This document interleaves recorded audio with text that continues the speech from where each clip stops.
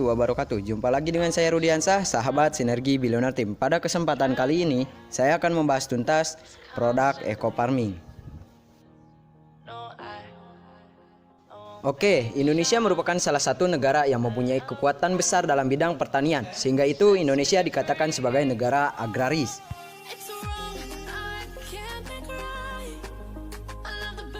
Namun kenyataannya, Indonesia yang disebut sebagai negara agraris yang semestinya masyarakat petani mencapai kesejahteraan yang maksimal, masih jauh dari harapan. Pada saat ini, lahan-lahan sebagai media pertanian sudah mencapai tingkat titik jenuh, dalam artian kesamaannya sangat tinggi, yang mengakibatkan produktivitas pertanian menurun. Oke, lanjut. Pupuk organik. Pupuk organik adalah pupuk yang tersusun dari materi makhluk hidup seperti pelapukan sisa-sisa tanaman, hewan, dan manusia. Pupuk organik dapat berbentuk padat atau cair yang digunakan untuk memperbaiki sifat fisik, kimia, dan biologi tanah. Pupuk organik mengandung banyak bahan organik daripada kadar haranya.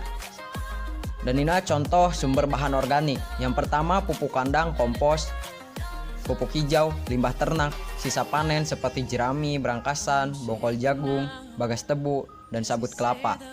Dan juga limbah kota atau sampah, limbah industri yang menggunakan bahan pertanian. Dan lanjut, apa itu eco farming?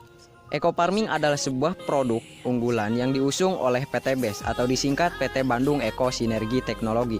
Eco farming merupakan pupuk organik superaktif pencegah hama tanaman. Oke, apa manfaatnya jika kita menggunakan produk eco farming? Yang pertama, meringankan biaya produksi. Yang kedua, mempercepat masa panen. Yang ketiga, mencegah hama tanaman. Dan yang keempat, meningkatkan unsur hara tanah. Yang kelima, meningkatkan hasil produksi. Dan yang terakhir, meningkatkan kualitas produksi. Oke, dan apa kandungan pokok eco farming? Kandungan pupuk organik eco farming terdiri dari yang pertama unsur hara makro, yaitu nitrogen, fosfor, dan kalium. Dan yang kedua yaitu unsur hara sekunder, terdiri dari sulfur, kalsium, dan magnesium. Dan yang kedua yaitu unsur hara sekunder, terdiri dari sulfur, kalsium, dan magnesium. Yang terakhir yaitu unsur hara mikro, terdiri dari klor, mangan, besi, tembaga, seng, boron, dan juga molybdenum. Tanaman membutuhkan 13 kandungan unsur hara yang dibutuhkan oleh segala jenis tanaman agar pertumbuhan normal, sehat, dan produktif, serta dapat memperbaiki tekstur tanah yang rusak. Kandungan pokok dalam pupuk organik biofarming telah memenuhi kebutuhan tanaman dalam memproduksi hasilnya dengan komposisi bahan yang tepat dan memberikan kinerja yang nyata pada tanaman. Dan apa saja tanaman yang cocok untuk biofarming?